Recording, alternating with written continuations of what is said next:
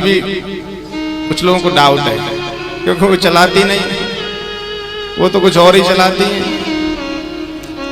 हैं। घर कैसे चलाएं? फेसबुक, इंस्टाग्राम, व्हाट्सएप पे से फुर्सत मिल जाए तो घर चलाएं। सही मायने में माने तो इनको भी औरतें चला रही नहीं, ये भी ना चले। प्रेम से बोलो एक बार, राधे राधे। ऐसे बोलेंगे मरे महाराज से हैं? जोरदार एक बार, जोर से।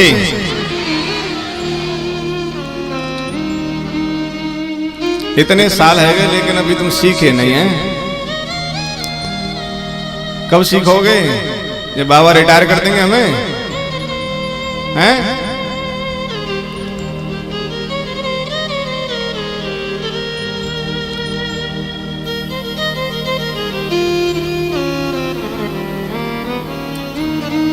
हर कण कण में भगवान विराजमान है। शिव जी का ध्यान करिए।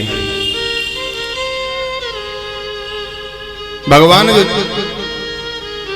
छाल पहनते हैं, सिंह की जो छाल है भगवान पहनते हैं बाघ की, वो कहां से आई? नरसिंह अवतार सुना है आपने? भागवत कथा सुनी होगी। नरसिंह अवतार, भगवान ने प्रहलाद जी के लिए नरसिंह अवतार लिया। नरसिंह अवतार लेने के बाद हिरण्यकश्यप को मार डाला। हिरण्यकश्यप जब मर गया तो भगवान क्रोध में हुंकारने लगे, देवी देवताओं को परेशान करने लगे। तो शिव जी ने उनकी जो खाल है उसको खींच लिया था।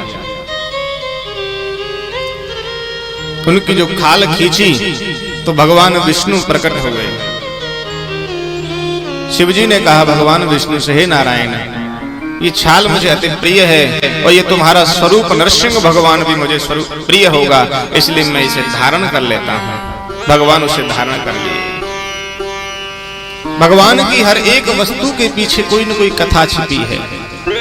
अब हम उसे जानेंगे तो ही तो अपने बच्चों को सिखाएंगे।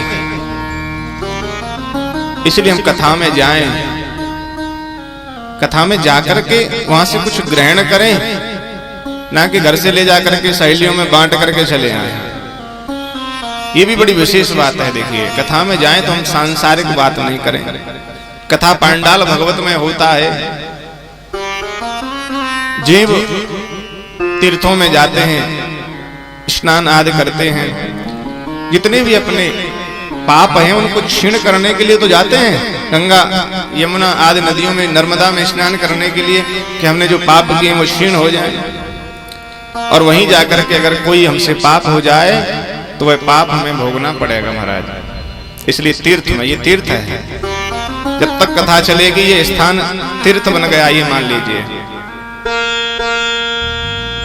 यहां पर भक्ति हर कण कण में वास करेगी अब, जब तक यहां कथा चलेगी।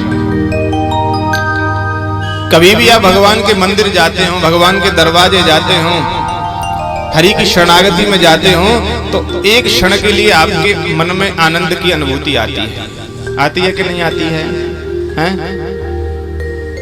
वह आनंद क्यों मिलता है? क्योंकि वहां पर भक्ति साक्षात विराजमान है। और जब भक्ति एक क्षण के लिए हमसे मिलती है तो हमें आनंद की अनुभूति हो जाती है। क्योंकि संसार की विषय वासना से हम वहां पर दूर हो जाते हैं, एक क्षण के लिए भक्ति में हो जाते हैं, भगवान के बन जाते हैं, इसलिए हमें आनंद की अनुभूति हो जाती है। ऐसा लगता है कि यहाँ से जाए नहीं, अब यहीं बैठे रहें, बैठे रहें, बैठे रहें। लेकिन ये माया प्रबल है, दूसरे क्षण माया आपको दबोच लेती है और भक्ति से आप दूर हो जाते हैं। इसलिए कथा में आए तो सांसारिक बातें लेकर के नहीं आए, एकाग्र मन से प्रसन्न होकर के शिव के चरित्रों को हम गायन करेंगे। यहाँ पर भगवान की कथा को श्रवण करेंगे, एकाग्र मन से संसार को त्याग करके भगवान शिव की शरणागति ग्रहण करते हुए व्यास जी प्रार्थना कर रहे हैं पुनः एक बार, वंदे शिव पुराणम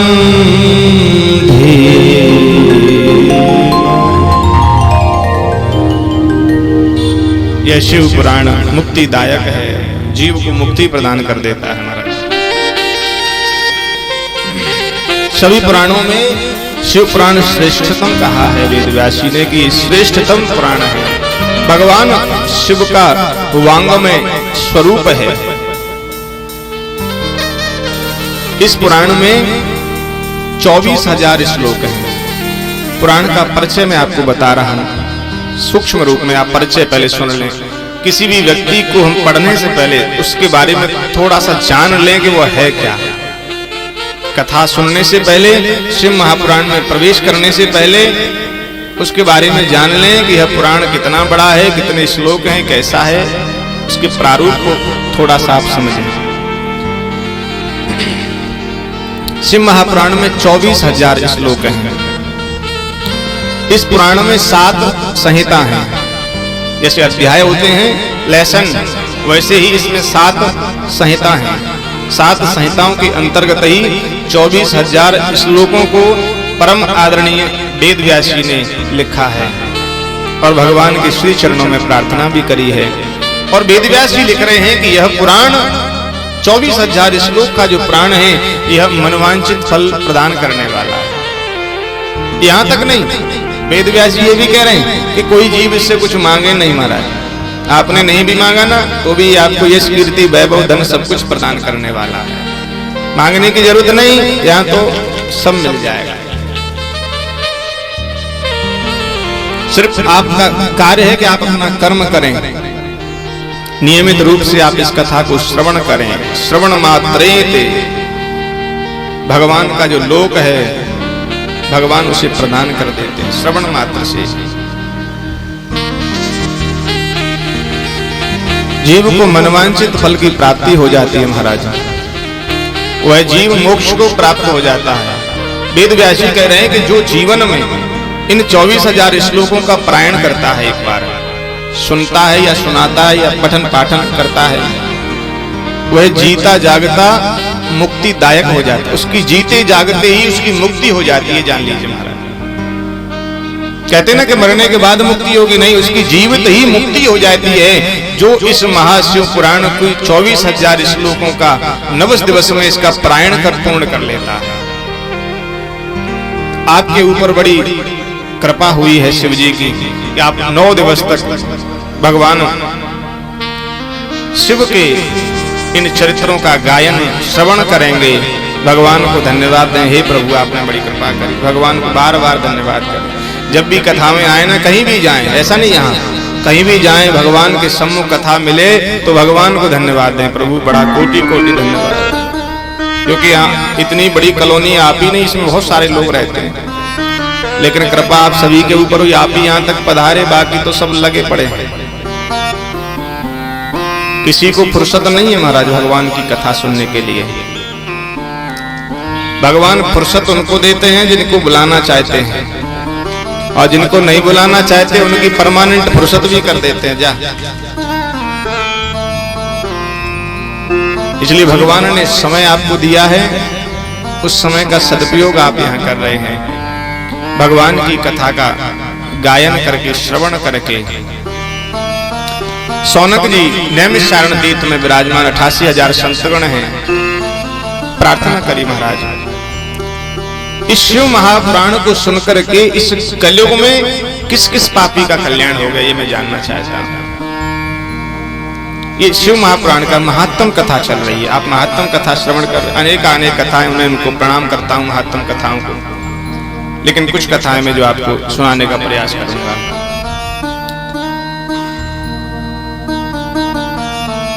सौनक जी ने पूछा है श्री सूत जी महाराज से, हे प्रभु, इस कलयुग में किस किस जीव का कल्याण इस शिव महापुराण को सुनकर के हो गया है, वह आप हमें सुनाने की कृपा करें। श्री सूत जी महाराज वर्णन कर रहे हैं, वेद व्यास जी ने लिखा है, श्री सूत जी कह रहे हैं, उनके चरणों में भी आप सभी कोटि कोटि नमन करें। ऐसे परम संत, ये अगर संत नहीं होते तो शायद हमें यह ग्रंथ सुनने को नहीं मिलते महाराज। ये संतों की बड़ी हमारे जीवन में महिमा है कि संतों ने इतनी बड़ी कृपा करी कि हम इस ग्रंथों का गायन कर रहे हैं और आप इन ग्रंथों को श्रवण कर रहे हैं। ये आपके ऊपर बहुत बड़ी कृपा है इन संतों की। संतों को साधुवाद धन्यवाद देते, उनके श्री चरणों में कोटि कोटि नमन करते हुए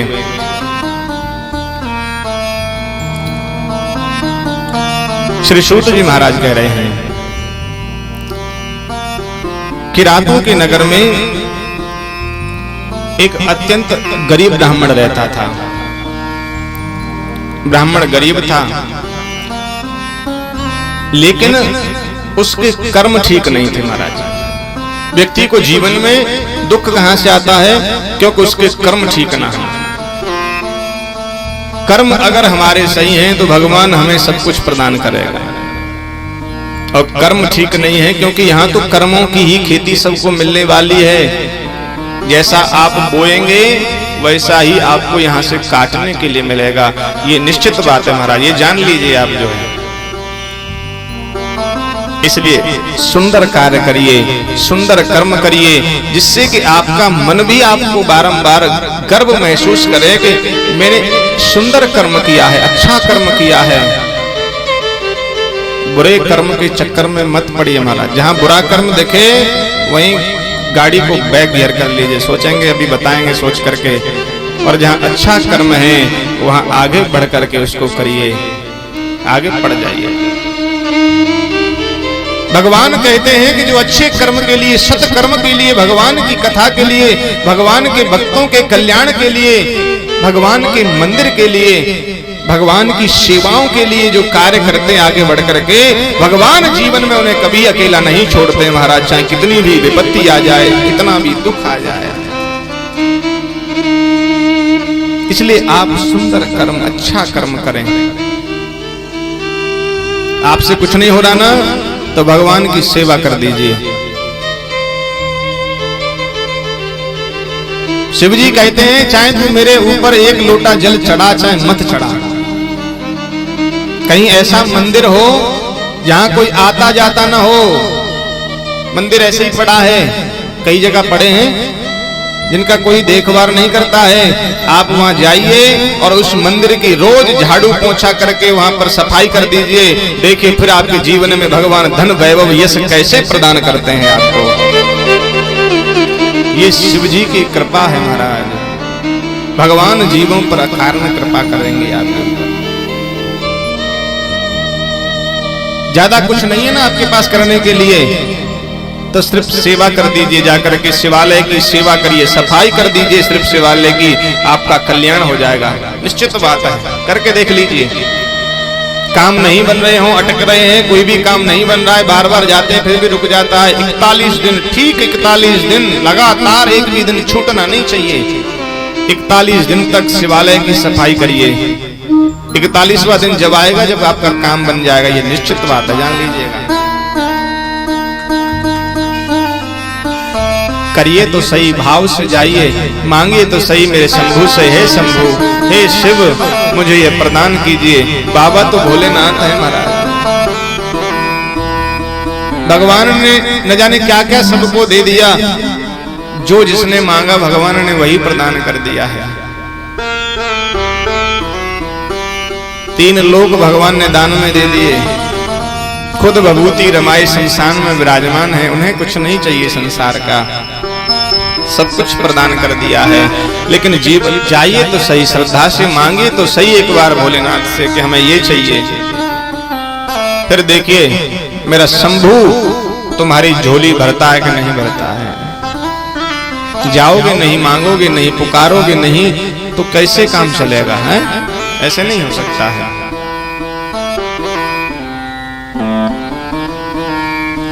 ब्राह्मण देव रहते हैं, गरीब थे, लेकिन अपने कर्मों से विचलित हो गए हैं। अच्छे कर्म नहीं करते हैं महाराज, वैश्यागमन करते हैं, एक दूसरे को ठगना, इधर उधर का काम करना, उल्टे सीधे काम करने हैं। जीवन में बहुत ही बुरे बुरे काम किए।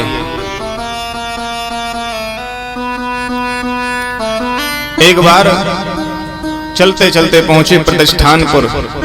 प्रतिष्ठानपुर पड़ता है झूसी प्रयाग में। वहां पर साधु महात्मा एकत्र हुए थे। 1 महीने की शिव महापुराण की कथा चल रही थी। ब्राह्मण का नाम देवराज था। देवराज वहां पहुंचे तो उनको वहां पर ज्वर आ गया, बुखार आ गया।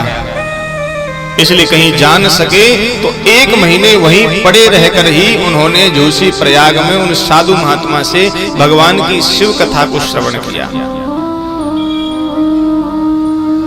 1 महीने तक भगवान की कथा श्रवण करी। 1 महीने के बाद में मृत्यु ने उन्हें घेर लिया। अब उनकी जब मृत्यु हुई महाराज, जीवन में नीच कर्म किए थे, पाप किए थे, चोरी करी, डकैती करी, एक दूसरे को छला, एक दूसरे को ठगा, वैश्यागमन किया। इसलिए यम के दूत उनको पास में बांध करके ले जाने लगे। लेकिन जैसे यम के दूत उनको बांध करके लेकर के जाने लगे, भगवान शिव ने आदेश दिया है, भगवान शिव के गण विमान लेकर के आए महाराज। यम के दूतों को मार पीट करके भगा दिया और उस देवराज को गणों ने भगवान शिव के विमान में बिठा करके भगवान के धाम को ले गए हैं। गण कहते हैं कि अरे इसने 1 महीने तक भगवान की कथा को सुना है, शिव पुराण को सुना है, 1 महीने की तो बात छोड़ दीजिए। वेद व्यास जी ने कहा, सर्वप्रथम मैंने आपको बताया भी, प्रथम दिन ही सिर्फ भगवान शिव की एक गर्जना मात्र से ही जीव के जन्म जन्मांतर के जो पाप हैं वह तुरंत ही भस्म हो जाते हैं महाराज। ऐसी इस कथा की महत्वता है, ऐसी इस कथा की प्रधानता है। मेरे शंभू इतने भोले भाले हैं कि वह सब कुछ प्रदान कर देते महाराज। भगवान शिव के तो इतने बड़े बड़े चेला हुए जिन्हें पृथ्वी हिला दी। रावण भगवान शिव का भक्त था, प्रसन्न नहीं हो रहे ना, प्रकट नहीं हो रहे, शीश काट करके चढ़ा दिया। फिर प्रसन्न नहीं हो रहे, शीश काट करके चढ़ा दिया। बाणासुर, भस्मासुर, ये सब शिवजी के भक्त हुए महाराज। और भगवान शिव इतने भोले भाले हैं कि कभी सोचते भी नहीं हैं कि ये क्या मांग रहा है। मांगा तुरंत ले जाओ, तथास्तु कह देते हैं वो तो। जब भगवान शिव ने इतने बड़े बड़े राक्षस जैसे दुराचारियों को सब कुछ दिया, तो आप तो महासौभाग्यशाली हो जो भगवान की कथा श्रवण करने आए हैं। क्या भगवान तुम्हारा कल्याण नहीं करेंगे? कल्याण करेंगे कि तुम्हारा तो कल्याण हो गया है, ये निश्चित है, जान लीजिए महाराज। आप भगवान शिव की कथा में आकर के जीव जहां विराजमान हो जाता है, भगवान उसके सभी पापों को तुरंत ही क्षीण कर देते हैं। देवराज भगवान के लोक को चला गया, शिव की शरणागति उसे प्राप्त हुई, क्योंकि अंत समय में मरने से पहले 1 महीने तक भगवान की कथा को श्रवण कर लिया। भगवान की कथा अगर जीवन में मिल जाए महाराज तो आनंद ही आनंद हो जाता है। लेकिन जीव को आनंद यहां किसी और में ही आ रहा है। सब माया के चक्कर में लगे हैं, कोई भी भगवान को याद करना नहीं चाहता है, कोई भी मंदिर जाना नहीं चाहता है। कौन कौन मंदिर जाते हो बताओ? सब जाते होंगे अब तो, बिल्कुल हैं? सब जाते हो? कुछ तो सॉल में से हाथ ही नहीं निकाल भाई, क्या निकालें, गर्मी हो रही है महाराज। तुम भी ना जाने क्या बार बार हाथ ऊपर करवा देते हैं।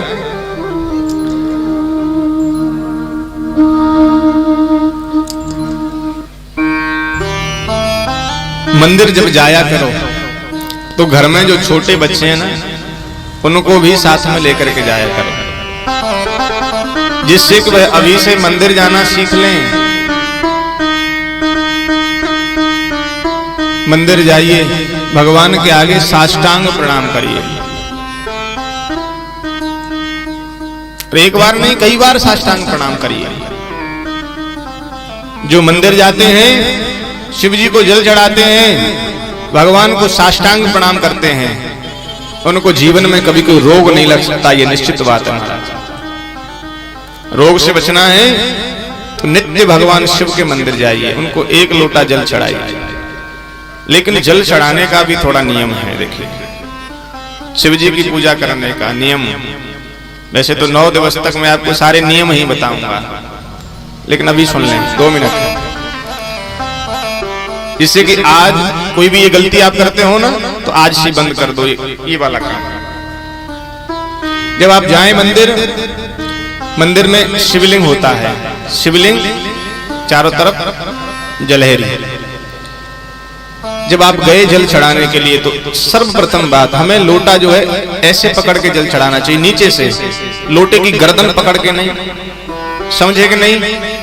कुछ लोग ऐसे गर्दन पकड़ी और ऐसे चढ़ा दिया, नहीं, गलत है। दोनों हाथ से ऐसे लोटा नीचे से पकड़ना है और एक ही धार में, धार नहीं टूटनी चाहिए, एक ही धार में आप पूरा जल शिवलिंग पर ओम नमः शिवाय, ओम नमः शिवाय कह करके चढ़ाएंगे। ये जल चढ़ाने का नियम सुन लीजिए। और जो जलहरी है, कभी भी इस पर कोई भी पूजन की वस्तु नहीं रखी।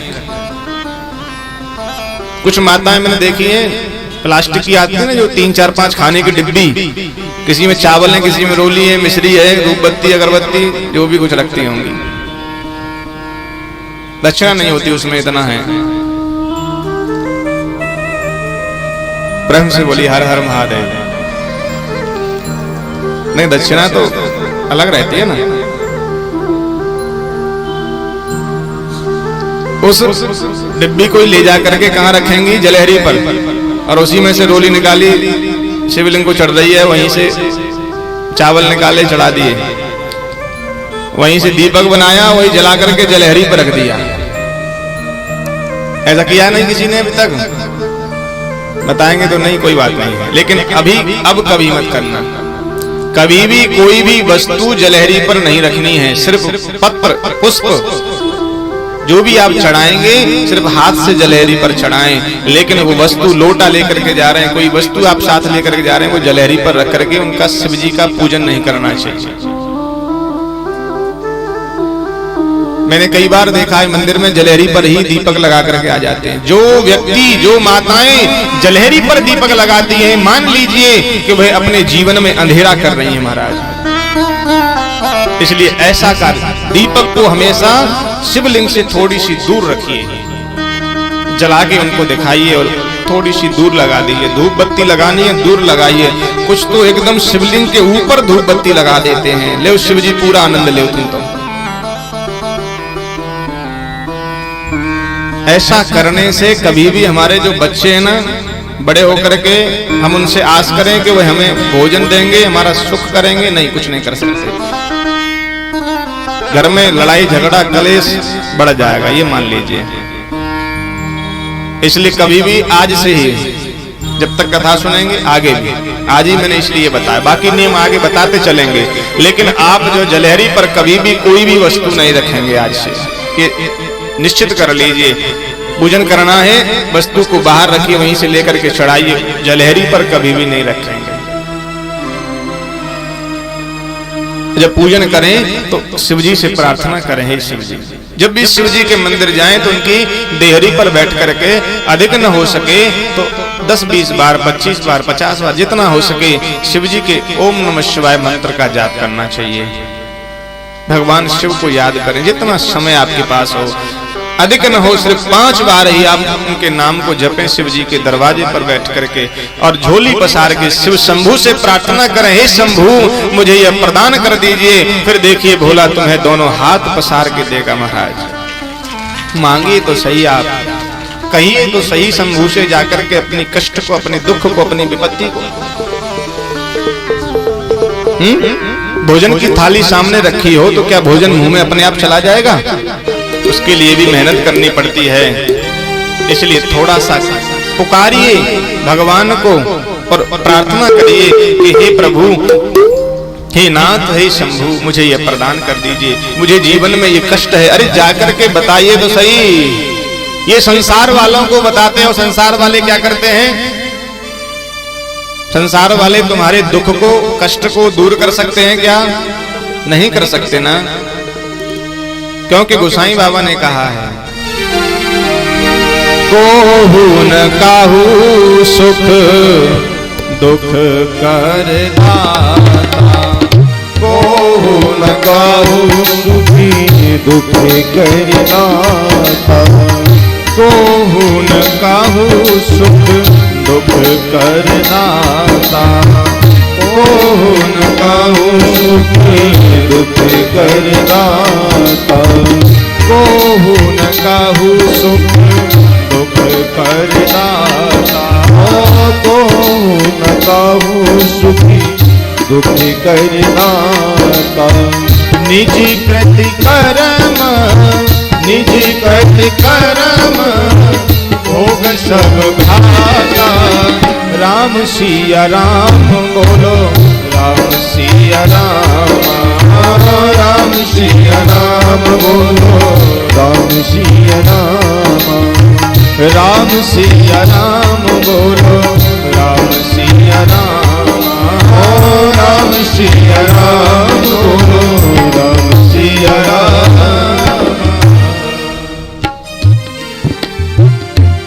इस संसार में कोई किसी को न सुख दे सकता है न दुख दे सकता है महाराज।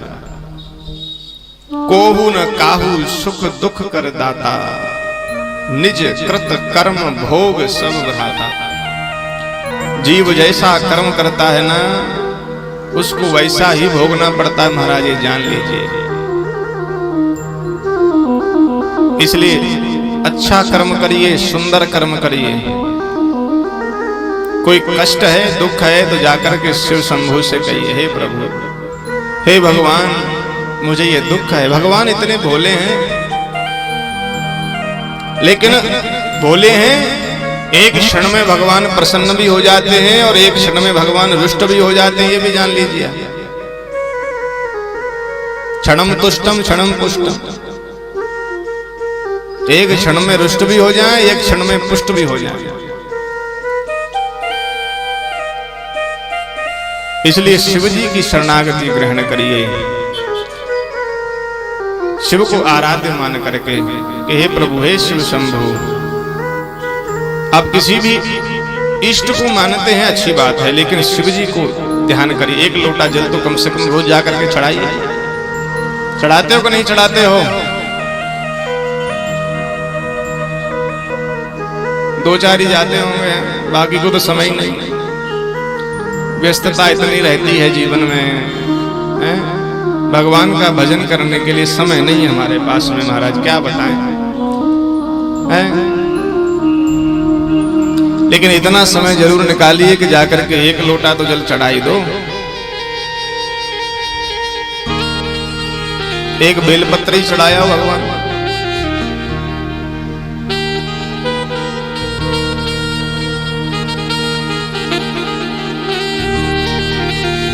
और एक लोटा जल भी नहीं चढ़ा रहे हो तो वेद व्यास ये कह रहे हैं कि शिव जी को अगर दूर से भी देख करके नमन कर दिया जाए,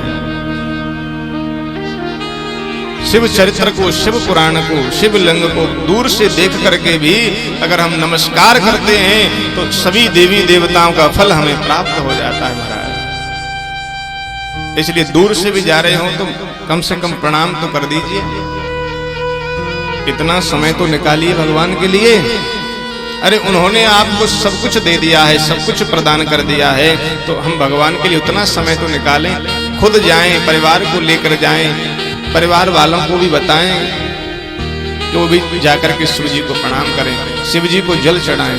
कहीं भी कथा सुनने जाएं तो अकेले नहीं, साथ में और दो चार को लेकर के जाइए, जिससे कि आपका भी कल्याण हो, उनका भी कल्याण हो जाए।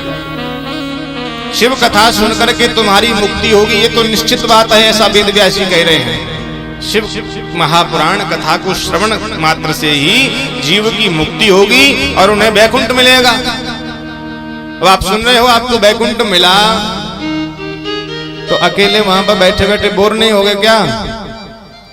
इसलिए दो चार पड़ोस वालों को भी साथ में लेकर के आओ कि वहां दो चार तो हो साथ में हैं। पूछते रहो हाँ कौन सी कॉलोनी से, द्वारका ना कौन सी गली से, हाँ एक नंबर से तो हम ही हैं। तो कम से कम साथ में दो चार को लेकर के आओ, उनका भी कल्याण हो, सब वैकुंठ में जाएं। कि अपना ही अपना कल्याण चाहते हो और सबका भी कल्याण चाहे।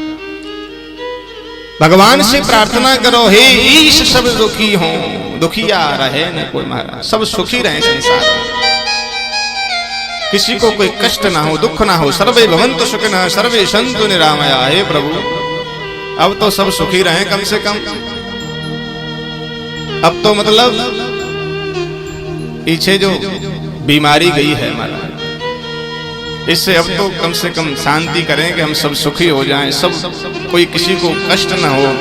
सर्वे भवन्तु सुखिनः सर्वे सन्तु निरामया सर्वे भद्राणि पश्यन्तु मा कश्चित् दुर्भाग् भवेत्। ऐसी प्रार्थना आप भगवान से करिए। जब हम दूसरों के लिए मांगते हैं ना, तो भगवान हमारे लिए तो खुद ही हमें दे देते हैं। जब हम दूसरों के लिए परोपकार करते हैं तो भगवान हमें खुद ही प्रदान कर देते हैं, मांगने की जरूरत नहीं पड़ती है। अरे भगवान ने नीच से नीच अधम से अधमों का कल्याण किया है, तो भगवान आपका कल्याण क्यों नहीं करेंगे? ये बताइए। करेंगे महाराज, क्यों नहीं करेंगे? बड़े से बड़े दुराचारियों का भगवान ने कल्याण कर दिया। श्री सूत जी महाराज कह रहे हैं, सौनक जी, समुद्र के निकट एक वास्कल नामक ग्राम है, और उस वास्कल नामक ग्राम में एक महापापी द्विज रहता था। बड़ा ही नीच था, दुराचारी था महाराज, बड़ा ही पापी, गलत कर्म करने वाला। उसका नाम था बिंदुक। बिंदुक ब्राह्मण। उसकी पत्नी का नाम था चंचुला। बिंदु ब्राह्मण दुराचारी है, पाप करता है, वैश्यागमन करता है, लेकिन पत्नी की बुद्धि अभी तक मलिन नहीं हुई थी। पत्नी ठीक थी, लेकिन कहते हैं ना, संगति का असर होता है। जैसी संगति हम करते हैं, जिसके साथ हम रहते हैं, वैसी ही संगति हमारे जीवन में आने लगती है। ये जान लीजिए। आप साधु संतों की संगति करोगे तो आपकी मुक्ति का द्वार खुल जाएगा, ये निश्चित है महाराज।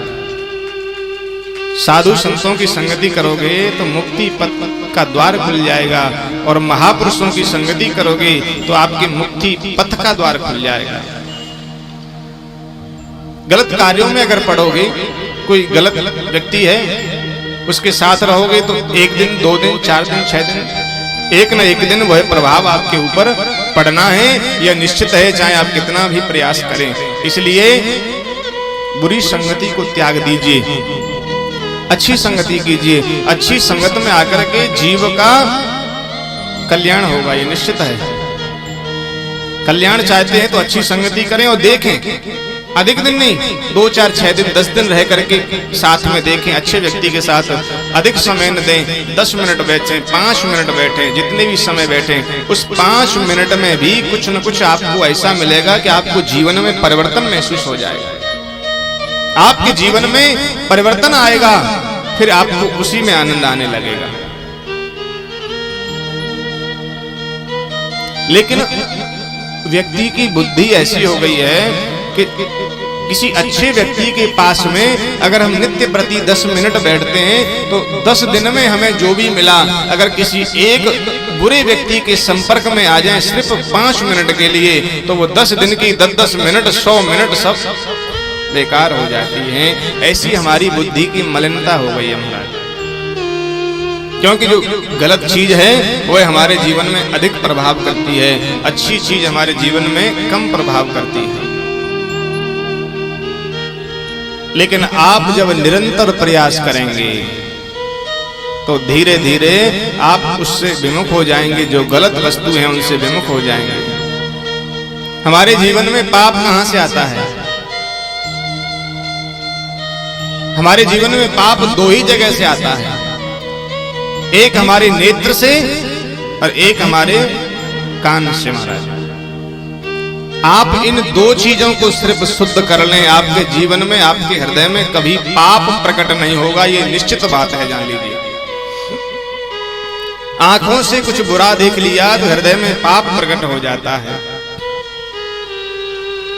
कानों से कुछ बुरा सुन लिया तो हृदय में पाप प्रकट हो जाता है, और उसी पाप को फिर हम करते चले जाते हैं, इच्छाएं प्रबल होती चली जाती हैं। इसलिए ये कान और आंख, इन दोनों को बचा करके रखिए। इन दोनों को जब आप बचा लेंगे तो आपके हृदय में पाप प्रकट होगा ही नहीं, और आपका जो हृदय है वह निर्मल शुद्ध हृदय बन जाएगा। जैसा भगवान को चाहिए आपका हृदय निर्मल और आपका चित्त भगवान को शुद्ध चाहिए। और जिनका हृदय चित्त निर्मल है और शुद्ध है, वहां आकर के मेरे शंभु विराजमान हो जाते हैं महाराज, आकर के विराजमान हो जाते हैं। इसलिए पहले अपने हृदय को शुद्ध करिए, अपने चित्त को शुद्ध करिए, फिर कथा में आनंद जीव को आने लगेगा। अपने नेत्र और अपने कान दोनों को ठीक कर लीजिए, ताड़ना दीजिए इनको, ये ना तो बुरा देखें और ना ही ये बुरा सुने।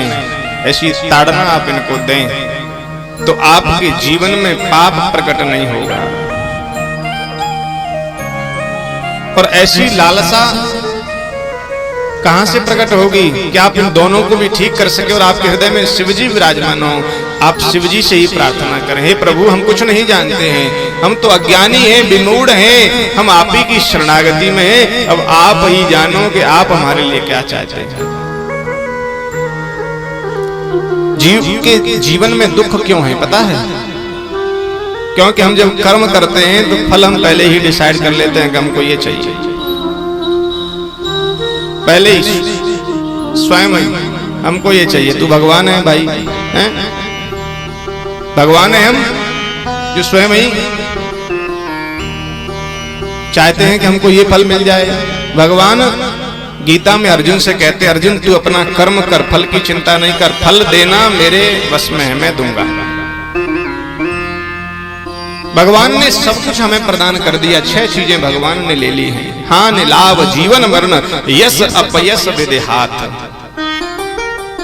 ये भगवान के हाथ में है 6 चीजें, बाकी भगवान ने सब दे दिया है कि तू कर जो भी कर सकता है। तो कोई कर्म करने से हमें यश मिलेगा कि नहीं मिलेगा, हानि होगी या लाभ होगा, ये ऊपर वाले के हाथ में है। उसकी चिंता नहीं करें कि हानि होगी या लाभ होगा। आप तो अपना कर्म करिए महाराज, कर्म करते रहिए, फिर देखिए भगवान तुम्हें फल देगा।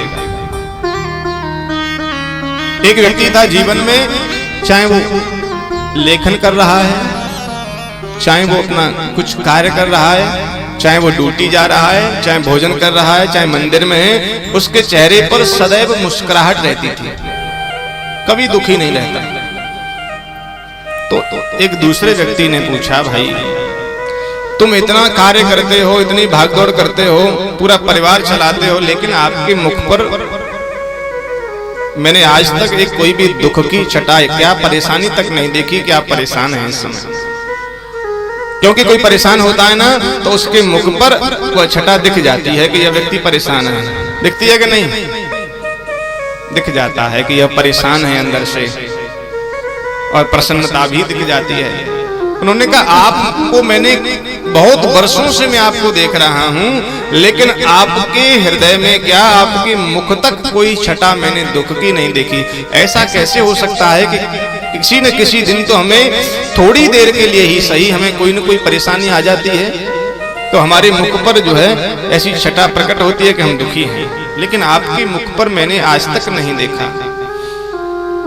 बोले देखिए ऐसा है, मेरा सिद्धांत है कि मैं पूरे दिन कर्म करता हूं, प्रातः काल से लेकर के संध्या काल तक जो मैं कर्म करता हूं, और संध्या को सोने से पहले मैं भगवान से प्रार्थना करता हूं कि हे प्रभु, मैंने पूरे दिन में जो भी कर्म किया, आपने मुझे जितनी भी शक्ति प्रदान करी, मैंने उस शक्ति के अनुसार, अपनी बल और बुद्धि के अनुसार, आपकी प्रेरणा के अनुसार मैंने अपना कर्म किया है।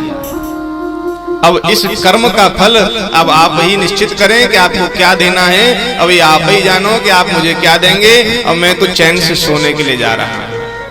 फिर उसे रात में नींद की गोलियां नहीं खानी पड़ती हैं। वह व्यक्ति जब भगवान को ही सब कुछ कर्म सौंप देता है तो वह चैन से सो जाता है महाराज। लेकिन हमें आपको रात में नींद नहीं आती। क्यों नहीं आती है? क्योंकि हमें डर लगता है।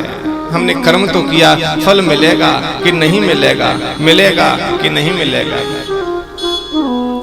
अरे भगवान पर डाल करके देखिए, भगवान कह रहे तू अपना कर्म कर और अपने कर्म को बस मुझे दे दे। जो भी कर्म कर रहा है मुझे उसे दे दे, मैं तुझे फल डिसाइड करूंगा कि मुझे क्या देना है। हमारे चाहने से भगवान हमको नहीं दे देंगे कि हमें ये चाहिए तो हमें ये प्रदान कर दीजिए, कभी नहीं दे सकते हैं। वह भगवान ही देखेंगे कि हमें क्या देना है। हमने जो कर्म किया है भगवान देखेंगे ना, हमने कर्म करते हुए क्या किया। किसी को धक्का मारा, हम आगे निकलने के चक्कर में किसी को धक्का भी मारा, किसी को छल लिया, किसी को लूट लिया, किसी का लेकर के दिया नहीं, ये सब भगवान देखेंगे, उसके बाद ही तो हमें देंगे। तो ये भगवान के हाथ में है कि हमने कर्म किया है तो भगवान उसका फल हमको कैसे देगा। इसलिए फल की चिंता मत करिए, सिर्फ अपना कर्म करिए। और कर्म भी शुद्ध सात्विक, कर्म में कोई भी कुटिलता नहीं होनी चाहिए, कोई भी बेईमानी नहीं। हृदय से करिए, जो भी करना है हृदय से करिए, थोड़ा ही करिए लेकिन हृदय से करिए।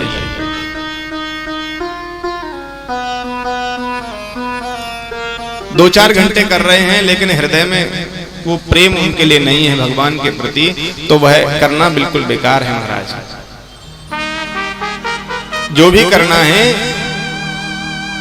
प्रेम से, हृदय से। कोई हमारे घर आए, दरवाजे आए, हमारे पास अधिक नहीं है ना देने के लिए, थोड़ा है, थोड़ा ही दीजिए, लेकिन हृदय से, प्रेम से दीजिए, हृदय से सादर स्वीकार करिए महाराज। आप जितना हो उतना ही दें, लेकिन हृदय से प्रेम से दें। हमारे पास अधिक है और हमने हृदय से प्रेम से नहीं दिया है तो वह बिल्कुल मिट्टी के समान हम दान कर रहे हैं, उसका कोई भी फल हमको मिलने वाला नहीं है, ये निश्चित है, जान लीजिएगा महाराज। इसलिए जो भी करना है हृदय से करते हुए, भगवान शिव से प्रार्थना करते हुए, हे शिव, हे मेरे शंभु, हे भोलेनाथ, आप हमारे ऊपर जीवन पर्यंत कृपा बनाए रखें। भगवान से प्रार्थना करें, हे प्रभु। अरदास तुम्हारी है, पुकारे हृदय से भगवान को, हे शंभु, हे भोलेनाथ। जिसने पुकारा भगवान आए हैं महाराज, आप भी पुकारिए हृदय से। अरदास हमारी है, आधार तुम्हारा है। अरदास हमारी है।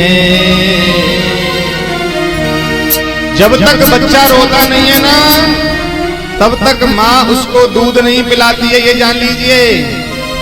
तो जब तक आप हृदय से नहीं पुकारेंगे तब तक भगवान आपकी नहीं सुनेंगे। पुकारिए, अरदास हमारी है, आधार तुम्हारा है। स्वीकार करो बाबा, प्रणाम हमारा है। अरदास हमारी है, आधार तुम्हारा है।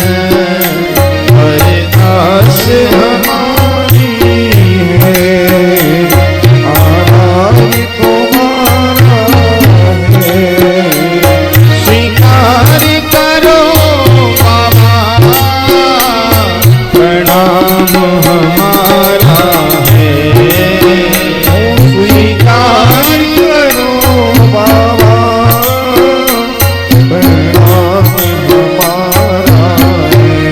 हृदय से पुकारिए, प्रेम से।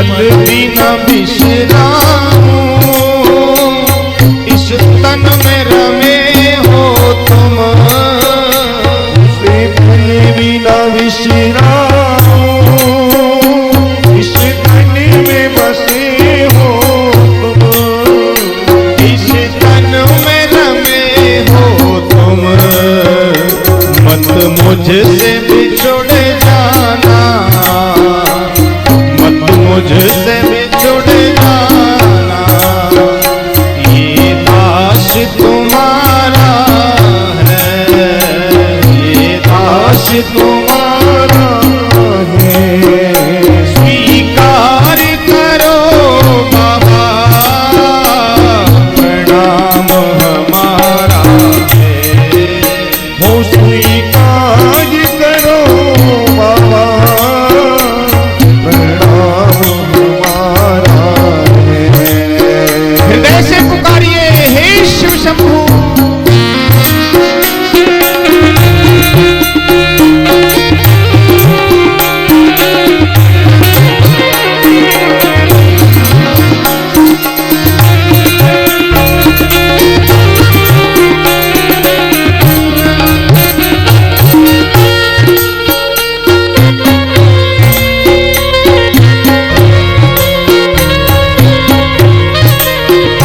बिन सेवा किए तेरी मुझे चैन नहीं आता, बिन सेवा किए तेरी मुझे चैन नहीं आता।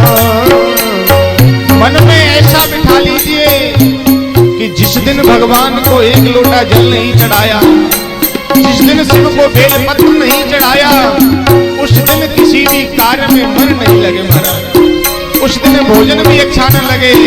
फिर देखिए भगवान शिव आते हैं कि नहीं आते। बिन सेवा किए तेरी मुझे चैन नहीं आता, बिन सेवा किए तेरी मुझे चैन नहीं आता। बिन ज्योति लिए तेरी मेरा मन है धड़काता,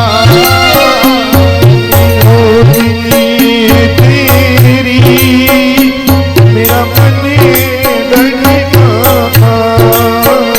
मेरा मन है धड़काता।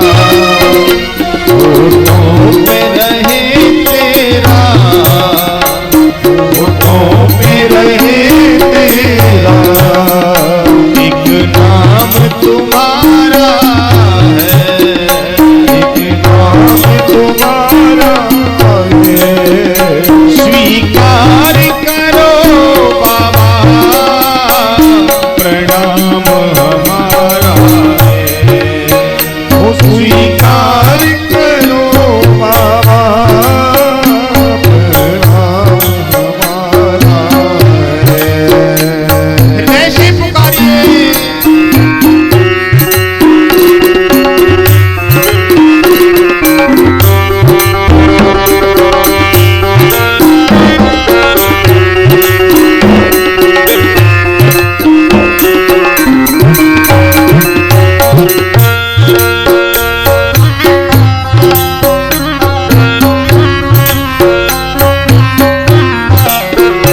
मेरी जीवन नैया को तेरा ही सहारा है, मेरी जीवन नैया को तेरा ही सहारा है। मेरी जीवन नैया को तेरा ही सहारा है। मेरी जीवन नैया को तेरा ही सहारा है।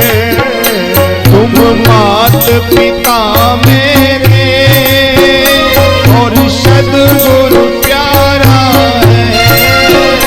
तुम माता पिता मेरे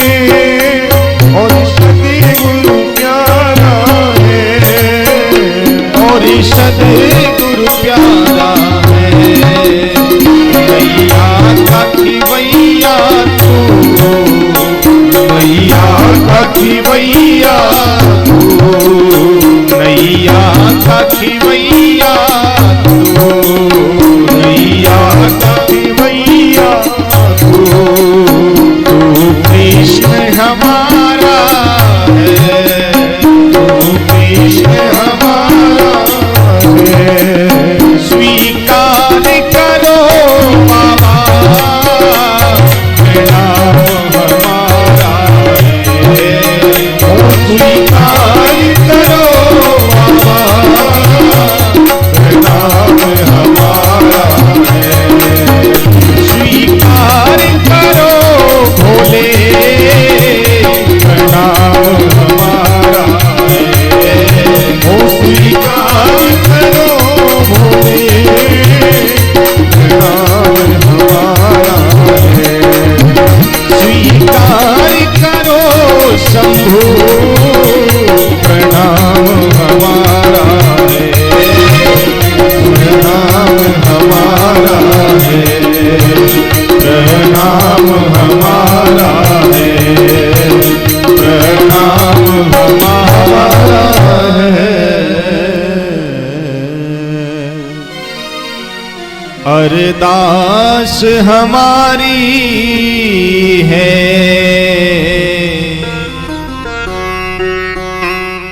आधारी तुम्हारा है। स्वीकार करो बाबा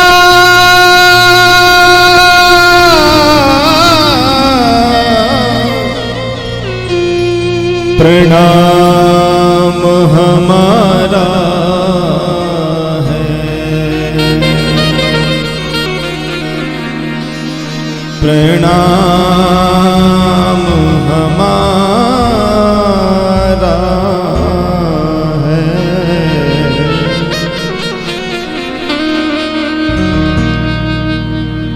पुकारिए तो सही महाराज एक बार हृदय से, हे शिव शंभु। बाबा इतने भोले हैं महाराज, सबको सब कुछ प्रदान करने वाले हैं। मांगिए तो सही एक बार उनसे, प्रार्थना तो करिए, हृदय से पुकारिए तो सही है नाथ। ये कष्ट, ये विपत्ति जितनी भी है सबको लेकर के चले जाओ महाराज। जितने भी दुख हैं, जितने भी कष्ट हैं और जितने भी हमारे जीवन के पाप हैं, जीवन में कोई व्यक्ति ऐसा नहीं कि जिससे पाप ना हुआ हो। हर व्यक्ति से पाप हो जाता है, प्रत्येक व्यक्ति से पाप हो जाता है। उस पाप को लेकर के भी भगवान तुम्हें स्वीकार करने के लिए तैयार हैं। लेकिन जीव इतना विमूढ़ हो गया है, इतना अज्ञानी बन गया है कि वह शिव की शरणागति में जाना ही नहीं चाहता है। अरे अज्ञान को त्यागिए। अज्ञान कैसे जाएगा जब हम उनकी चर्चाएं सुनेंगे। किसी से प्रेम कब होता है, प्रीति कब होती है, जब हमें उस व्यक्ति के गुण अच्छे लगते हैं, वह व्यक्ति अच्छा लगता है। कथा सुनने का यही तात्पर्य है। कथा सुनने से भगवान के चरित्र जब आप सुनते हैं तो उनसे प्रीति हो जाती है, प्रेम हो जाता है। और जहां प्रीत प्रेम हो जाती है वहां भगवान दौड़े चले आते हैं। भगवान तो प्रेम के आवेश में आते हैं। भगवान को छल कपट, उल्टे सीधे ये अच्छे नहीं लगते लोग। मुंह में राम और बगल में क्या चीज, रोरा। क्या बात है, सीख गए?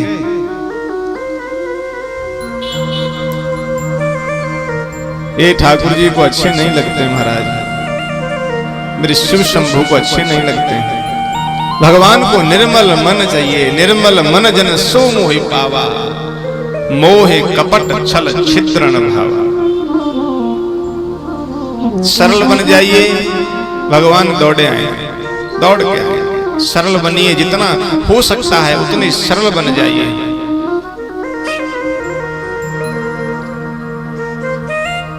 जितने भी भक्तों को भगवान मिले वे सरल थे महाराज, और उन्होंने प्रेम से उन्हें रिझाया। ऐसा कोई एक भक्त बता दीजिए कि इसने हीरे जवाहरात लुटाता रहा, भगवान प्रकट होकर के आगे, नहीं मिलेगा। भगवान तो प्रेम से आते हैं। बिदुर की टूटी कुटिया में आए, सबरी मैया के घर चले गए बेर खाने के लिए, हैं? सबका कल्याण भगवान ने किया। भगवान को प्रेम चाहिए आपका। प्रेम शिव की शरणागति में और कर्म सुधार लीजिए, जीवन जो है निर्मल बन जाएगा, आनंद में बन जाएगा, सब कुछ मिलेगा फिर आप। सूत जी कह रहे हैं बिंदुक ब्राह्मण बड़ा ही नीच है, पापी है, दुराचारी है महाराज, नीच कर्म करता है। पत्नी चंचुला सात्विक थी लेकिन संगत में आकर के बिगड़ गई। चंचुला जब वह भी व्यभिचार करने लगी, पति वैश्यागामी हो गया, पत्नी भी व्यभिचारिणी हो गई महाराज, संगत का असर आ गया। बिंदु ब्राह्मण चोरी डकैती करता है, इधर उधर ऐसे नीच कर्म करते हुए उसकी सर्प के काट खाने से उसकी मृत्यु हो गई। बिंदु मर गया तो चंचुला जो है बड़ी दुखी रहने लगी। एक दिन सूत जी बता रहे हैं, सभी परिवारी जन गोकर्ण क्षेत्र की ओर जा रहे थे, चंचुला भी उनके साथ में पड़ गई महाराज। उनके साथ चलते चलते गोकर्ण क्षेत्र में एक बहुत ही सुंदर रमणीक आश्रम था, और उस आश्रम में साधु संत ठहरे हुए थे। वहीं पर सब परिवारवासी रुके। वहां पर एक महात्मा भगवान शिव की कथा कह रहे थे। प्रथम दिन था, बता रहे थे कि जो पाप करते हैं, नीच करते हैं, जो नीच कर्म करते हैं, जो दुराचारी हैं, जो व्यभिचारी हैं, यम के दूत उनको यम के पास में बांध करके खींचते हुए वैतरणी नदी को पार करवाते हुए लेकर के जाते हैं। खौलती हुई कढ़ाई में उसको उबालने के लिए डाल देते हैं। जीव रोता है, चिल्लाता है, बिलखता है, लेकिन वह यम के दूत उसे छोड़ते नहीं है, क्योंकि जो हमारे कर्मों का फल है वह हमको कहीं भी छोड़ता नहीं है महाराज, ये जान लीजिएगा। कर्म का फल आपके पीछे पीछे चलता जाएगा, आप कहीं भी चले जाइए। कहते हैं ना, चले जा बेटा बंबई और कर्म जाए वो संगई, हैं? जिसके भाग्य में तरक्की नहीं लिखी तो बंबई चला जा, चाहे यहीं पड़ा रहे। जब तक उसकी कृपा नहीं होगी तब तक कुछ नहीं मिलेगा, ये जान लेना। वहां से जिस दिन ओके रिपोर्ट हो जाएगी ना, सब काम बनते चले जाएंगे। जब तक वहां से ओके नहीं है, सबसे पहले तो फाइल वहीं पास होगी। जहां फाइल पास तो काम शुरू है। कर्म का जो फल है वो कभी छोड़ेगा नहीं, ये मान लीजिए। और कर्म का जो पुण्य है वह भी आपको मिलता है। आपने कोई अच्छा कर्म किया, सत्कर्म किया, उसका पुण्य भी आपको मिलेगा। लेकिन कर्म का जो पुण्य है वो कब तक हमें मिलता है? जब तक जितना उस पुण्य का फल अधिक से अधिक जब तक खिंच सकता है, उस फल को हमें भगवान देते हैं। लेकिन एक दिन वह फल का जो पुण्य है वो एकदम समाप्त हो जाता है, तो फिर वह टूट जाता है। जैसे रबड़ देखिए आपने, छोटी रबड़, बड़ी रबड़, बालों की रबड़, मिठाई के डिब्बे पे लगाने वाली रबड़, बहुत प्रकार की रबड़ होती है। अब ये बताओ, जो आधा किलो के मिठाई के डिब्बे पे रबड़ चढ़ती है, क्या उसको आप जो 5 किलो के डिब्बा पे चढ़ा दोगे? हैं? तानोगे तो टूट जाएगी। वैसे ही ये पुण्य का फल है। पुण्य का फल भगवान जब तक उसे खींच खींच कर देते हैं, जब तक वो खींचता है, और जिस दिन पूरा हो जाता है वो टूट जाती है। रबड़ को एक सीमा तक ही हम खींच सकते हैं, ऐसा तो नहीं है कि खींचते ही चले जाओगे, एक सीमा तक ही वो खींच सकती है। वैसे ही हमारे जो पुण्य का फल है वह एक सीमा तक ही हमको मिलता है और उसके बाद फिर हमारे पापों की गिनती शुरू हो जाती है। महाराज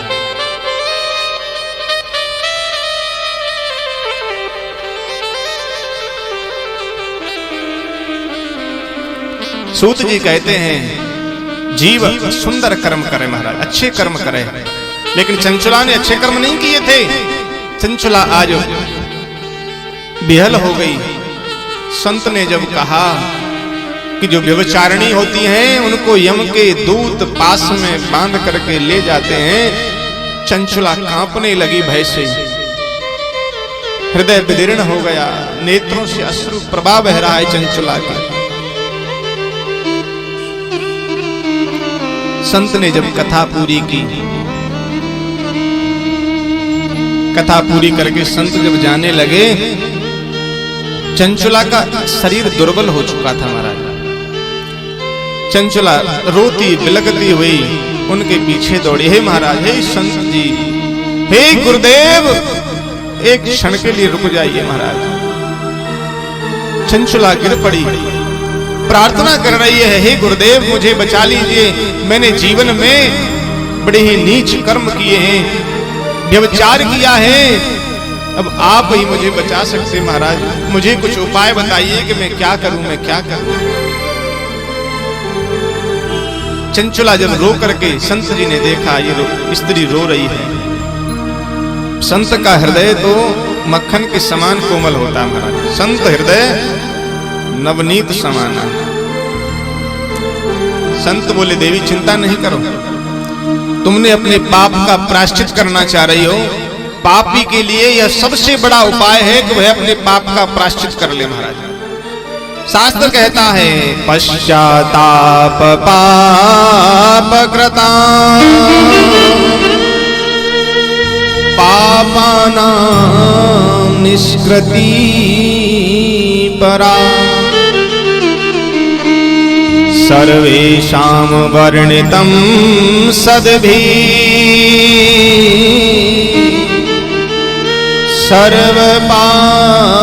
सर्वपाप विशोधनम्।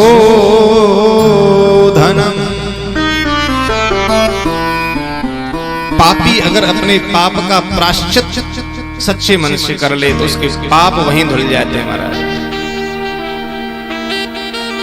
ठीक समय पे अगर वह अपने पाप का प्रायश्चित कर ले तो उसका कल्याण हो जाता है, जान लीजिए। चंचुला प्रायश्चित करने के लिए खड़ी है महाराज, हे गुरुदेव मुझे बचा लीजिए, गुरुदेव मैंने जीवन में बड़े पाप किए हैं, अधम नीच व्यभिचारिणी हूं महाराज, आप ही मुझे बचा सकते हैं, आप ही मेरा कल्याण करिए, मुझे इस भव से पार लगा दीजिए गुरुदेव, मुझे इस भव सागर से पार लगा दीजिए, मुझे भय लग रहा है, मेरी जिह्वा कहने में कांप रही है, मेरा कंठ सूख रहा है, मुझे उन यम के पासों से बड़ा डर लग रहा है महाराज, अब आप ही मुझे बचा सकते हैं, आप ही कोई उपाय बताएं, मैं आपकी शरणागति में हूं गुरुदेव। संत ने कहा, देवी आप चिंता न करें, रोए नहीं, लेकिन चंचुला को डर लग रहा है, कांप रही है चंचुला, हाथ जोड़ करके रोती हुई बिलखती हुई प्रार्थना कर रही है, महाराज मैं आ गई शरण तुम्हारे,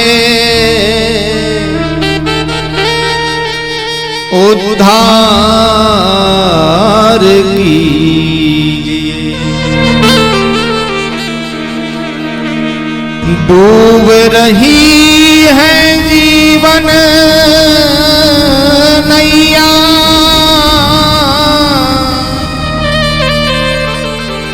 प्रभु पार कीजिए, प्रभु पार कीजिए।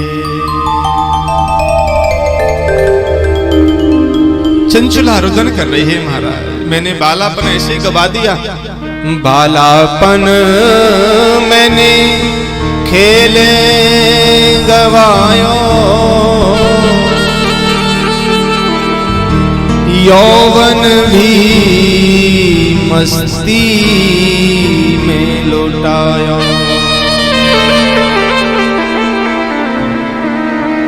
अब रह गया थोड़ा जीवन, हे प्रभु मेरा थोड़ा सा जीवन रह गया है, इस मेरे थोड़े से जीवन में मेरा कल्याण कर दीजिए, इसे पार कीजिए प्रभु, इसे पार कीजिए। चंचुला जब रोने लगी, रुदन करने लगी, संत जी को दया आ गई। संत जी बोले बेटी चिंता नहीं करो, आज से यहाँ कथा शुरू हुई है 9 दिवसीय। संत बोले चंचुला इस 9 दिन की कथा को ध्यान से सुनना, ये भगवान की कथा, शिव की कथा ही तुम्हारा कल्याण करेगी। भगवान शंकर के चरणों में अपने पश्चाताप को लेकर के चली जाओ, भगवान शंकर से प्रार्थना करो, पश्चाताप करो कि मुझसे जो भी गलत कार्य जीवन में हुए हैं भगवान मुझे क्षमा करें, क्षमा करें, त्राहि माम त्राहि माम। चंचुला भगवान शनय शनय धीरे धीरे तुम्हारे पापों को दूर कर देंगे तुमसे। चंचुला ने 9 दिन तक भगवान शिव की कथा को श्रवण किया। नीच कर्म करने वाली व्यभिचारिणी चंचुला संत के कहे अनुसार 9 दिन तक भगवान शिव की कथा को श्रवण करती रही। सूत जी कहते हैं चंचुला ने जब कथा सुनी महाराज संत के मुख से, ब्राह्मण के मुख से, 9 दिन कथा सुन के उस चंचुला का कल्याण हो गया है। 9 दिन के बाद में जब कथा श्रवण करने के बाद उसकी मृत्यु हुई चंचुला की, भगवान के यहां से उसे विमान लेने के लिए आया। शिवजी के गण उसे विमान लेकर के और बिठा करके कैलाश पर्वत पर लेकर के गए। माता पार्वती ने थाल लेकर के, ध्यान से सुनना, ऐसी स्त्री के लिए माता पार्वती ने थाल लेकर के उसकी आरती उतारी है कि चंचुला आज तू भगवान के लोक में पधारी है, इसलिए आज मैं तेरी आरती कर रही हूं, क्योंकि तूने भगवान की कथा को निरंतर 9 दिन तक श्रवण किया है। उस फल के कारण तू आज इस शिवलोक में पधारी है। मां पार्वती उससे प्रसन्न हुई और चंचुला को अपनी सहेली बना लिया कि तू आज से मेरी सहेली है। चंचुला मां पार्वती की सहेली बन गई महाराज, लेकिन बड़ी चुप रहती है, कुछ बोलती नहीं। एक दिन पार्वती मैया ने पूछा चंचुला तुम शांत क्यों रहती हो, चुप क्यों रहती हो, कुछ बोलती क्यों नहीं हो? तो चंचुला हाथ जोड़ करके बोली हे मां मेरा तो कल्याण हो गया, भगवान शिव की कथा मैंने श्रवण की तो मेरा उद्धार हो गया, मुझे आपका पद प्राप्त हुआ, मैं आपकी सहेली बनी, आपकी शरणागति मुझे मिली, शिवलोक मुझे प्राप्त हुआ, लेकिन अभी तक मेरे पति का कल्याण नहीं हुआ है। पति चाहे कैसा भी हो देखे महाराज, लेकिन पत्नी चाहती है कि मेरा कल्याण हो तो पति का भी कल्याण हो जाए। माता पार्वती ने ध्यान लगा करके देखा, मैया बोली चंचुला तेरा पति विंध्य पर्वत पर एक राक्षस बन गया है और विंध्य पर्वत पर वास करता है, अपने कर्मों के कारण उसकी मुक्ति नहीं मिली है। क्योंकि शास्त्र कहता है महाराज 3 व्यक्तियों की मृत्यु हो जाने पर उनको मुक्ति नहीं मिलती है। एक तो सर्प के काटने से, जिन्हें सर्प काट लेता है उनको मुक्ति नहीं मिलती मरने के बाद में, और जो पानी में डूब करके मर जाते हैं उनको मुक्ति नहीं मिलती है। और जो स्त्री के चक्कर में या स्त्री उनको मार दे, जैसे धुंधकारी को मारा था वैश्याओं ने, धुंधकारी की मुक्ति नहीं हुई थी, उसी प्रकार से स्त्री के चक्कर में आ जाने के कारण अगर किसी व्यक्ति की मृत्यु होती है तो उसको मुक्ति नहीं मिल सकती। लेकिन मां पार्वती कह रही हैं कि चंचुला, ये शिव कथा इतनी प्रबलशाली है, अगर इस शिव कथा को वह तीनों श्रवण कर लें, पानी में डूबने वाला, सर्प से काटने वाला, स्त्री के द्वारा मरे जाने वाला, उसका भी यह कथा कल्याण कर देती है, उसका भी उद्धार हो जाता है। जिनका किसी और कथा से, वस्तु से कल्याण नहीं हुआ, उनका इस शिव कथा से कल्याण हो ही जाता है महाराज। धन्य है यह श्री महाशिव पुराण कथा, धन्य, शिव को धन्य करिए हे प्रभु, बड़ी कृपा आपने करी हमारे ऊपर। चंचुला ने प्रार्थना करी है, मां कोई उपाय ढूंढिए, मेरे पति का कल्याण हो जाना चाहिए। मां पार्वती ने तुम्बरू नाम का एक गंधर्व है, तुम्बरू नाम के गंधर्व को बुलाया है और उससे कहा कि जाकर के विंध्य पर्वत पर उस राक्षस को बांध करके जबरदस्ती उसे शिव कथा श्रवण कराओ। तुम्बरू बोला, महाराज कथा तो तब होगी जब कोई जोड़ा सुनने के लिए तैयार हो। बोले ये चंचुला तो अकेली है, तो भगवान शिव और मां पार्वती कथा श्रवण करने के लिए तैयार हुए। मां पार्वती गौरी बनी है, भगवान शिव गण बने हुए हैं, गणगौर दोनों ने स्वरूप धारण किया। गणगौर की पूजा करते हैं ना, भगवान शिव ने यहीं पर गणगौर का स्वरूप धारण किया और उस राक्षस का कल्याण करने के लिए, चंचुला का कल्याण करने के लिए भगवान ने तुम्बरू नाम के गंधर्व से शिव कथा को श्रवण किया है यजमान बनकर। ये तुम्बरू नाम का जो गंधर्व है ना, इसकी एक विशेष बात मैं आपको बताऊं। तुम्बरू नाम के जो गंधर्व हैं, इनके लिए बड़ी विशेष बात है महाराज। कोई स्त्री जो गर्भवती होती है और डॉक्टर अगर कह दें कि इसका ऑपरेशन के बगैर इसका प्रसव नहीं हो सकता, बालक नहीं हो सकता, ध्यान से सुनिए, तो ऑपरेशन कराने से पूर्व पहले ही छोटी छोटी 7 गुड़ की डली लें और उन 7 गुड़ की डली को भगवान शिव के ऊपर तुम्बरू जी का नाम लेकर के ऐसे घुमाएं, तुम्बरू जी का नाम लेकर के। ये तुम्बरू नाम का जो गंधर्व है, शिवलिंग के ऊपर उन 7 डली को हाथ में रखेंगे और शिवलिंग के ऊपर ऐसे घुमा करके तुम्बरू जी का नाम लेकर के एक एक डली कर करके उस स्त्री को खिला दीजिए। शिव जी की कृपा होगी, बिना ऑपरेशन के उसके बालक होगा, ये निश्चित बात है महाराज। ये तुम्बरू जी के नाम की कृपा है, ऐसे तुम्बरू जी के नाम की कृपा। भगवान शिव से मांगिए तो सही, शंभू से मांगिए, भगवान सब कुछ देने वाले हैं, हर चीज देने वाले हैं महाराज। बिना मांगे जब शिव कथा सब कुछ प्रदान कर देती है, तो मांगोगे तो फिर तो न जाने क्या क्या मिल जाएगा। भगवान शिव गणगौर बने, बिंदुक ने कथा को श्रवण किया और भगवान की शिव कथा को सुन करके बिंदुक का कल्याण हुआ है और चंचुला और बिंदुक भगवान शिव की शरणागति में आए हैं। यही बिंदुक आगे चल करके भगवान का गण नंदी गण जो बना, वह बिंदुक नाम का ब्राह्मण था। और जया विजया जो भगवान की आज भी सहेली कही जाती हैं, वह यही चंचुला थी, जो भगवान जो माता पार्वती के साथ उनकी सहेलियां जया विजया कही जाती हैं।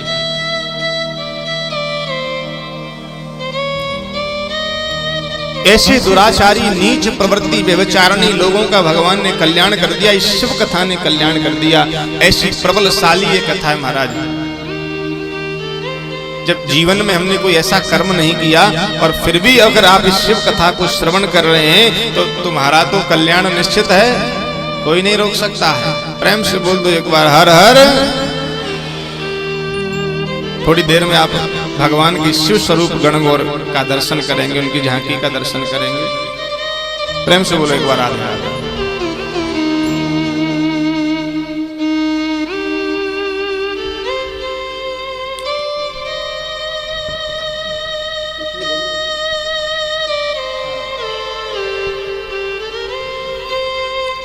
प्रेम से बोलो हर हर। ऐसे नहीं, जोर से बोलना पड़ेगा महाराज, आनंद नहीं आया। गुस्से से कह दो एक बार।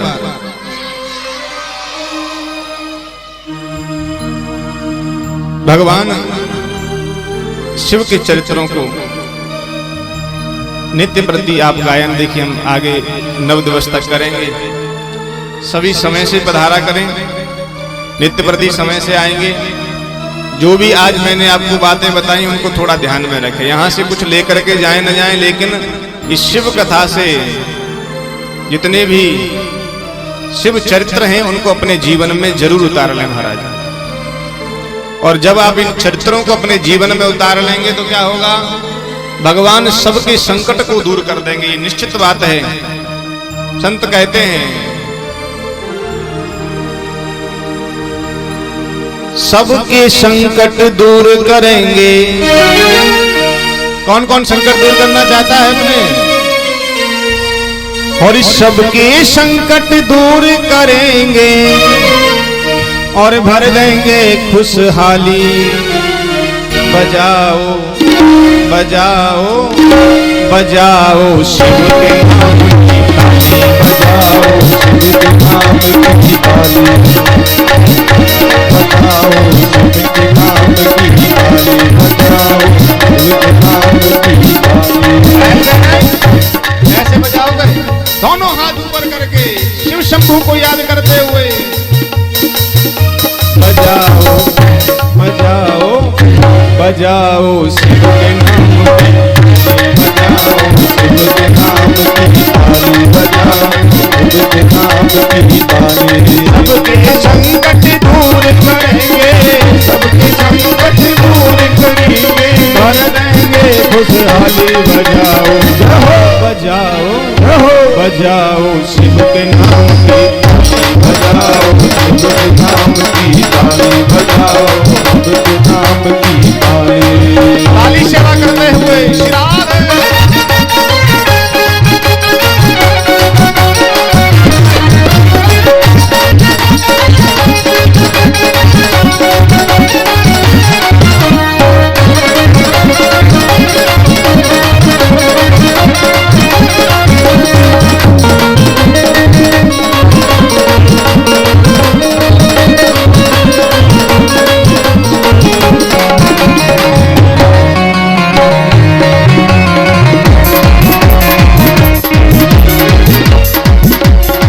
ऐसे दीन बंधु अविनाशी, ऐसे दीन बंधु अविनाशी, ऐसे दीन बंधु अविनाशी, ऐसे दीन बंधु अविनाशी। भोलेनाथ गढ़ के वासी, भोलेनाथ गढ़ के वासी। जीवन में खुशियाँ भर देंगे, जीवन में खुशियाँ भर देंगे, जीवन में खुशियाँ भर देंगे, जीवन में खुशियाँ भर देंगे। भक्ति वाली बजाओ बजाओ बजाओ शिव के नाम की ताली, बजाओ शिव के नाम की ताली, बजाओ शिव के नाम की ताली। हर हर महादेव।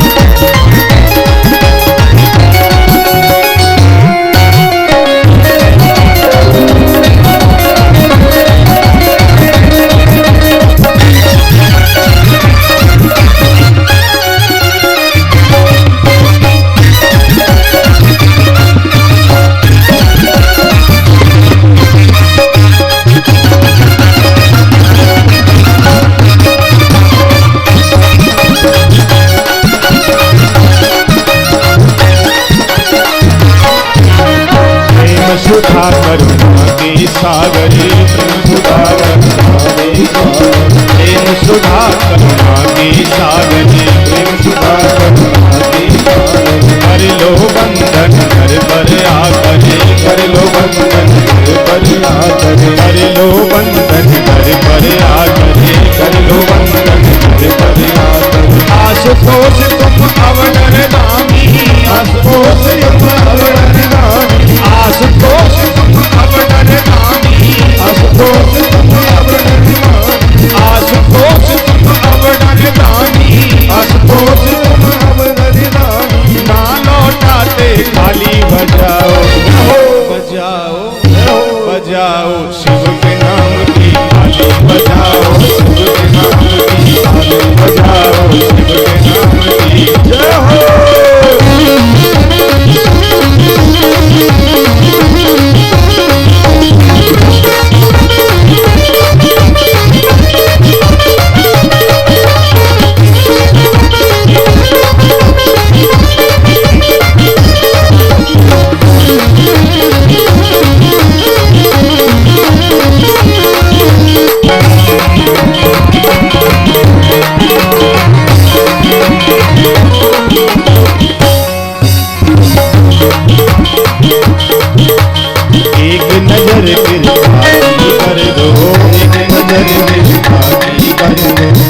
नजर कृपा की कर दे, एक नजर कृपा की कर दे, भक्तों के दुखों को हर दे, भक्तों के दुखों को हर दे। शक्तिमान शक्ति मिल करके, शक्तिमान शक्ति मिल करके, सबकी विपदा तारी। ऐसे बजाओगे ताली हैं, फिर लौट जाओगे यहाँ से खाली हैं। दोनों हाथ ऊपर करो, बजाओ बजाओ बजाओ, नेकद गाओ, गायो जो नेकद कंठ पे जोर डाल लो। बजाओ बजाओ शिव के नाम की थाली, बजाओ शिव के नाम की थाली, बजाओ शिव के नाम की थाली, बजाओ शिव के नाम की थाली। याद है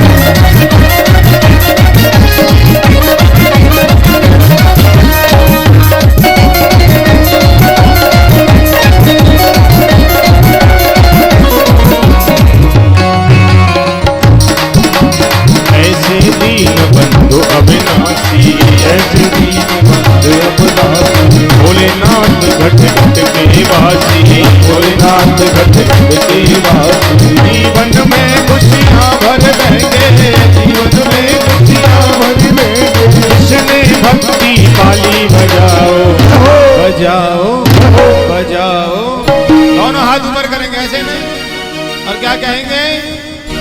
और हम शिव जी के शिव जी हमारे, हम शिव जी के शिव जी हमारे, हम शिव जी के शिव जी हमारे, हम शिव जी के शिव जी हमारे। मेरे नैनों के तारे हैं, मेरे नैनों के तारे, मेरे नैनों के तारे हैं, मेरे नैनों के तारे। दोनों हाथ ऊपर करके ऐसे, सभी दोनों हाथ ऊपर करें और शंभू से कहें। और हम कौन कौन है शिव जी का? सभी हैं, दोनों हाथ ऊपर करें। और हम शिव जी के, हम शिव जी के, हम शिव जी के शिव जी हमारे, हम शिव जी के शिव जी हमारे, हम शिव जी के शिव जी हमारे, हम शिव जी के शिव जी हमारे, हम शिव जी के शिव जी हमारे। मेरे नैनों के तारे, मेरे नैनों के तारे, मेरे नैनों के तारे, मेरे नैनों के तारे। हम शिव जी के शिव जी हमारे हैं, हम शिव जी के शिव जी हमारे, हम शिव जी के शिव जी हमारे।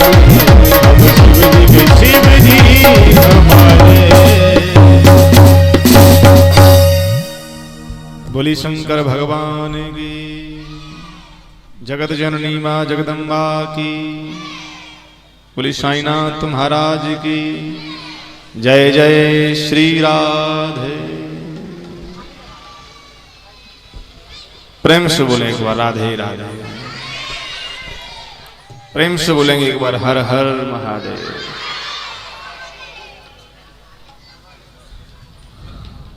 पहले देखिए जो हमारे मुख्य यजमान और साईं राम जी पहले पूजन कर लें, उसके बाद में आप सभी इनके नृत्य का आनंद भी लेंगे। तो पहले इनका पूजन कराएंगे पंडित जी महाराज, पहले पूजन कर लें। जो मुख्य यजमान है वो आए और साईं राम जी महाराज, उसके बाद जो भी माता बहन पूजन करना चाहेंगे वो भी कर सकते हैं। पहले पूजन, उसके बाद में सभी इनके नृत्य का आनंद लेते हुए और कथा का आज यहीं समापन होगा। इसके बाद आरती और प्रसाद वगैरह सब लेकर के जाएंगे। कल ठीक समय सभी पधारें। कल बहुत ही सुंदर बातें आपको बताएंगे कि भगवान शिव का जो लिंग है वो कैसे प्रकट हुआ, कहां से प्रकट हुआ। सर्वप्रथम इसकी पूजा किसने की, बेलपत्र क्यों चढ़ाया जाता है, दूर्वा ही क्यों चढ़ाई जाती है, जल ही क्यों चढ़ाया जाता है, बेलपत्र की को किस प्रकार से चढ़ा सकते हैं, अन्य बातें आपको कल जो है बताई जाएंगी। तो कल ठीक आप सभी समय से पधारें। पहले आप जो है पूजन की तैयारी कर लें, पूजन करेंगे। प्रेम से बोले एक बार, बोलिए शंकर भगवान की जय हो।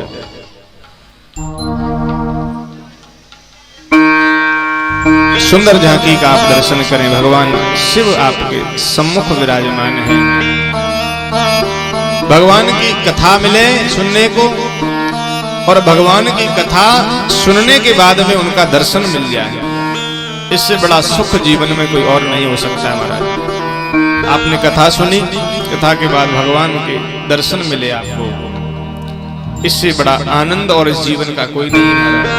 भगवान की कथा मिल जाए और चकाचक मिल जाए और मिलती रहे, एक आध दिन नहीं, लगातार मिलती रहे।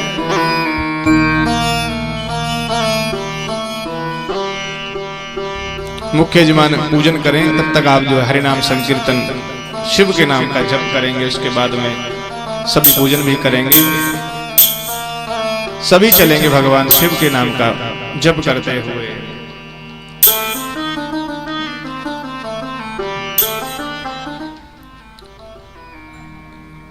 नमः शिवाय ओम नमः शिवाय, नमः शिवाय ओम नमः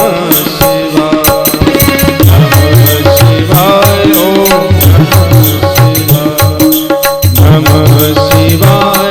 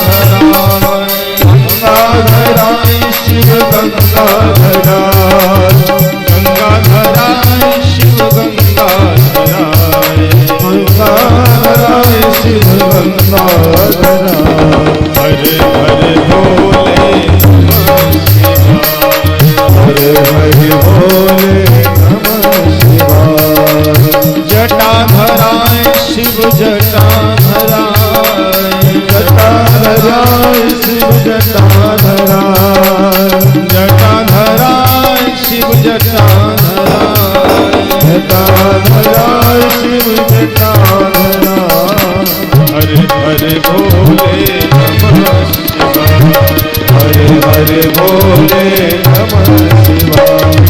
नमः शिवाय ओम नमः शिवाय। नमः शिवाय ओम नमः शिवाय। हर हर भोले नमः शिवाय। हर हर भोले नमः शिवाय। ताली सेवा करते हैं तो गाते हुए चलेंगे, ऐसे नहीं।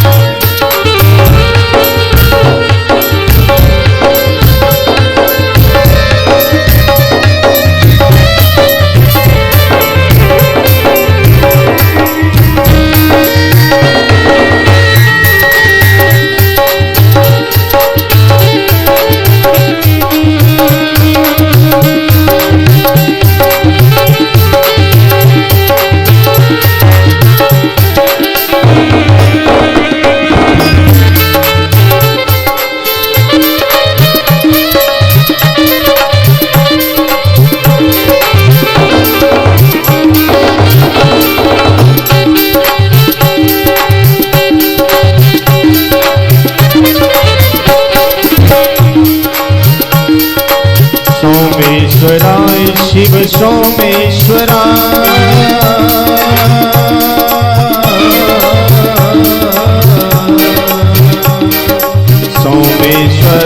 शिव सोमेश्वराय। सोमेश्वराय शिव सोमेश्वराय। हर हर भोले नमः शिवाय। हरे हरे भोले नमः शिवाय। नमः शिवाय ओम नमः शिवाय। नमः शिवाय ओम नमः शिवाय। नमः शिवाय ओम नमः शिवाय। नमः शिवाय ओम नमः शिवाय। हर हर भोले नमः शिवाय। ओ हरे हरे भोले नमः शिवाय। विश्वेश्वराय शिव विश्वेश्वराय। विश्वेश्वराय शिव विश्वेश्वराय। विश्वेश्वराय शिव विश्वेश्वराय। विश्वेश्वराय शिव विश्वेश्वराय। हर हर भोले नमः शिवाय। ओ हरे हरे भोले नमः शिवाय। नमः शिवाय ओम नमः शिवाय। शिवाय ओम नमः शिवाय। हर हर भोले नमः शिवाय। हरे हरे भोले नमः शिवाय। कोटेश्वराय शिव कोटेश्वराय। कोटेश्वराय शिव कोटेश्वराय। हर हर भोले नमः शिवाय। ओ हरि हरि भोले नमः शिवाय। नमः शिवाय ओम नमः शिवाय। नमः शिवाय ओम नमः शिवाय। हर हर भोले नमः शिवाय। हरि शिव भोले नमः शिवाय। नमः शिवाय ओम नमः शिवाय। नमः शिवाय ओम नमः शिवाय। हर शिव भोले नमः शिवाय। हर शिव भोले नमः शिवाय। नमः शिवाय ओम नमः शिवाय। नमः शिवाय ओम नमः शिवाय। हर हर भोले नमः शिवाय। हर हर भोले नमः शिवाय। हर हर भोले नमः शिवाय। हर हर भोले नमः शिवाय। हर हर भोले नमः शिवाय। हर हर भोले नमः शिवाय। नमः शिवाय ओम नमः शिवाय। नमः शिवाय ओम नमः शिवाय। नमः शिवाय ओम नमः शिवाय। शिव भोले नमः शिवाय नमः शिवाय नमः शिवाय नमः शिवाय नमः शिवाय नमः शिवाय नमः शिवाय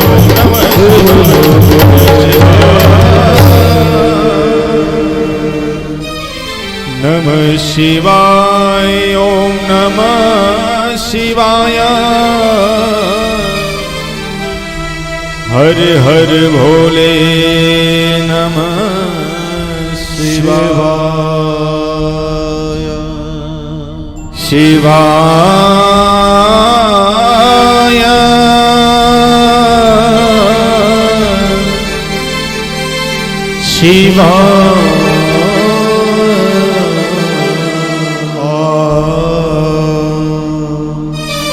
हरि शिव बोले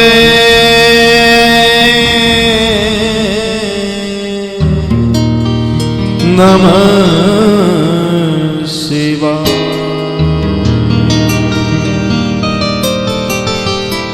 प्रेम से बोलिए एक बार हर हर महादेव। सभी बोलिए एक साथ मिलकर के हर हर महादेव। आप सभी अब झांकी के नृत्य का आनंद लें भगवान शिव के और मां पार्वती के। उसके बाद आरती होगी।